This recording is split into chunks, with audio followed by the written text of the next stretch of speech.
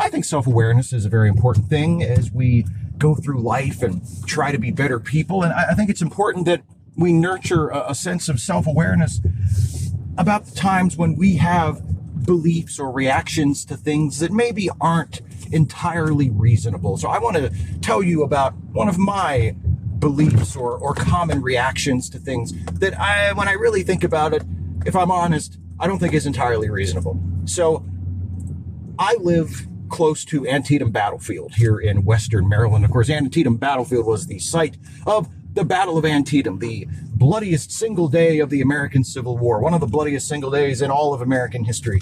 And it's February as I'm recording this, and this February in Western Maryland, we've had some unseasonably warm weather. In fact, we've had some weather that is downright spring-like, which is a little terrifying if you think about it. But then again, not going out and enjoying the lovely weather isn't going to make climate change any better. So I figure I'll go out and I'll enjoy the lovely weather today, which is what I am doing. And one of my favorite things to do when there's a lovely day and lovely weather is to go to the battlefield and go for a walk. And I've gone to the battlefield so many times in my life, having grown up within 20 miles of it, let's say, that I don't even really think of it as the battlefield anymore. I mean, I call it the battlefield. It is the battlefield, but it doesn't really register in my mind that this was the site of a horrific Civil War battle where thousands of people were killed. I don't come here at this point for the history.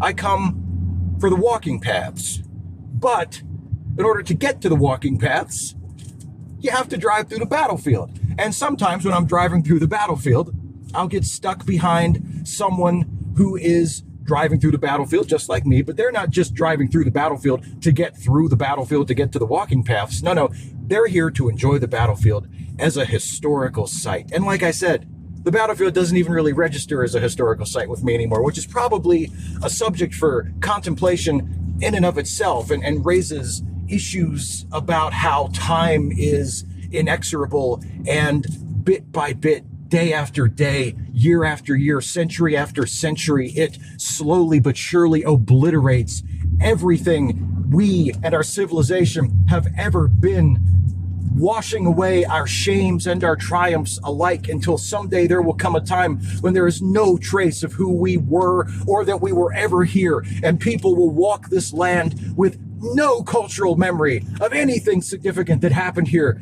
hundreds, thousands of years ago. They will know nothing of the people who came here in the mid-19th century and faced each other and fought and sacrificed and died, nor will they know anything about the great cause that motivated them to struggle with each other in such a way. But that's not what I'm worried about right now. What I'm worried about is this guy in the red F-150 right in front of me, and how if he would just get out of my way, I could get to that parking lot behind Burnside Bridge and I could take my lovely walk in the beautiful spring-like weather. But I can't do it because this guy or woman or whatever gender the person is driving this F-150 is insisting on just crawling through the battlefield at a snail's pace and stopping and reading every single little black sign along the road as though they're going to learn some great truth about the Battle of Antietam. What truth about the Battle of Antietam are they expecting to glean from 10 lines of text on a black iron sign? Read a book.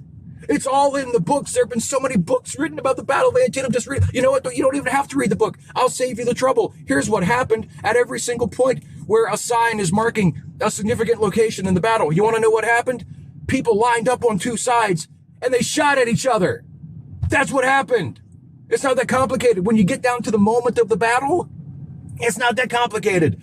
People lined up on two sides and they shot right at each other. That's what always happened every single time. At times there were horses. There were people on this side and they were wearing blue uniforms. And there were people on that side and they were wearing gray uniforms. And they lined up in perfectly straight rows and they shot at each other, because that's how they fought wars back then. They didn't duck and cover or strategize. No, they just marched right up to each other and just shot at each other. And if the guys in gray had won, then we would have still had slaves. And if the guys in blue had won, we would have gotten rid of the slaves. But you don't even care about that, do you? You don't care about the motivations and the consequences of the battle. You just want to know where everybody was standing. You just want to know how much wool was in their uniforms. What were their buttons silver? Were their buttons gold? Moral crusades are boring. Tell me more about the muskets. Spare no detail about the fucking muskets. Will you go? Will you go? Will you go? As I said, that was me being unreasonable. That's an unreasonable reaction I have to an experience that I go through semi-regularly. But just because I'm unreasonable doesn't mean I'm not right.